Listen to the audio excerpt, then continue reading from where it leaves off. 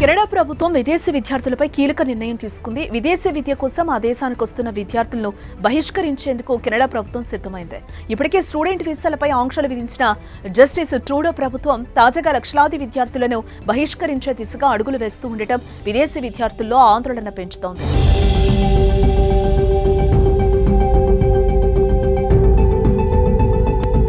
విదేశీ చదువులంటే అగ్రరాజ్యం అమెరికా పేరే ఒకప్పుడు గుర్తుకొచ్చేది. కానీ ఇప్పుడు అమెరికా వీసా నిబంధనలు కఠినతరం చేయడంతో విదేశీ విద్యార్థులు అత్యధికంగా కెనడా వైపు చూస్తున్న పరిస్థితి. గత 10 ఏళ్లలో అక్కడకు వెళ్లే విదేశీయుల సంఖ్య రెట్టింపైందని చెప్పుకోవచ్చు. 2014లో కెనడాకు 2,50,000 మంది వెళ్లగా ప్రస్తుతం అది 4,50,000కు చేరింది. ఈ పెరుగుదలే వారి కొంప ముంచింది. గతేడాది కెనడా జనాభా పెరుగుదలలో విదేశీ విద్యార్థులే 97% ఉండటం గమనార్హం. ఈ నేపథ్యంలోనే అంతర్జాతీయ విద్యార్థుల సంఖ్యను తగ్గించేందుకు కెనడాలో జస్టిన్ ట్రూడో ప్రభుత్వం ప్రయత్నాలను ముమ్మరం చేసింది. తక్కువ వేతన విభాగాల్లో తాత్కాలికంగా నియమించుకునే విదేశీ వర్కర్ల వాటాను తగ్గించుకుంటామని ప్రధాని జస్టిన్ ట్రూడో చేసిన ప్రకటనతో కలకలం రేగింది. ఈ నిర్ణయం 70,000 మంది విదేశీ విద్యార్థులను ప్రభావితం చేయనుండగా వీరిలో పెద్ద సంఖ్యలో భారతీయ విద్యార్థులున్నారు. దీంతో ఆందోళనకు గురవుతున్న విదేశీ విద్యార్థులు నిరసనలకు దిగారు. ప్రిన్స్ ఎడ్వర్డ్ ఐలాండ్ తో పాటు అంటారియో, మనితోబా, బ్రిటిష్ కొలంబియాలో విదేశీ విద్యార్థులు ర్యాలీలు చేపట్టారు.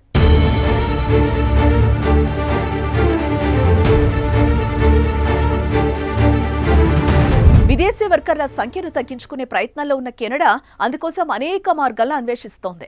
ఇటీవల జరిగిన కేబినెట్ సమావేశంలో ఇదే అంశంపై ట్రూడో సర్కార్ చర్చించింది. ఇందులో భాగంగా విదేశీ వర్కర్ల విధానంలో మార్పులు చేసి సెప్టెంబర్ 26 నుంచి అమల్లోకి వచ్చే విధంగా ప్రణాళికలను సిద్ధం చేసింది. అయితే ఇందులో నిర్మాణ, ఆరోగ్య, ఆహార భద్రత రంగాల్లో పనిచేసే వారికి మినహాయింపు ఉంటుందని కెనడా ప్రధాని పేర్కొన్నారు. కెనడియన్లు నిరుద్యోగంతో పాటు విదేశీ తాత్కాలిక వర్కర్ల సంఖ్య గణనీయంగా పెరగడంతో ట్రూడో కేబినెట్ ఈ నిర్ణయం తీసుకున్నట్లుగా తెలుస్తోంది.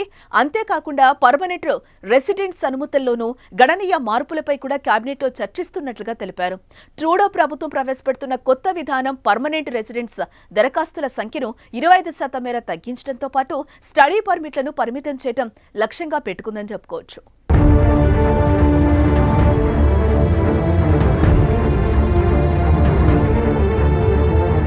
గత కొన్ని సంవత్సరాల నుంచి వేగవంతంగా పెరుగుదల నమోదైన నేపథ్యంలో ఈ మార్పులు తీసుకొచ్చింది ట్రూడో ప్రభుత్వం.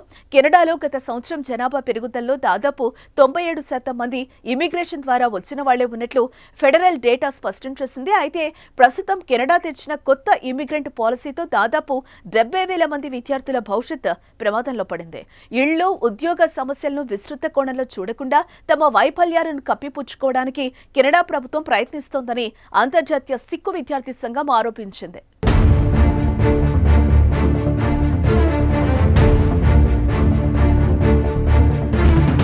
దీంతో పాటుగా 2022లో తెచ్చిన వర్క్ పర్మిట్లను విస్తరించాలనుకున్న విధానానికి ట్రూడో సర్కార్ స్వస్తి పలికింది. కాగా కెనడా 2023లో అత్యధికంగా 1,83,820 ఫారిన్ టెంపరరీ వర్క్ పర్మిట్లను జారీ చేసింది.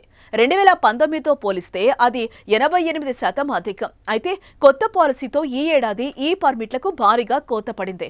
కొత్త పాలసీ ప్రకారం నిరుద్యోగిత రేటు 6% కంటే అధికంగా ఉన్న ప్రాంతాల్లో వర్క్ పర్మిట్లను రిజెక్ట్ చేస్తారు. అయితే agriculture, food processing, constructions, health సెక్టార్లను దీని నుంచి మినహాయించారు. ఈ రంగాల్లో ఉద్యోగుల కొరత ఉండటమే దీనికి కారణం. దీంతో వచ్చే 3 ఏళ్లలో మొత్తం కెనడా దేశ జనాభాలో టెంపరరీ ఫారిన్ రెసిడెంట్ల సంఖ్యను 5% తగ్గించాలని కెనడా ప్రభుత్వం నిర్ణయించింది. దీంతో బహిష్కరణ వేటు పడుతుందేమో అని విదేశీ విద్యార్థులు ఆందోళన చెందుతున్నారు. కాగా ఇప్పటికే అక్కడ చదువులు, ఉద్యోగాలు చేస్తున్న వారిపై దీని ప్రభావం పడుతున్న నేపథ్యంలో విదేశీయులు అసంతృప్తి వ్యక్తం చేస్తున్నారు.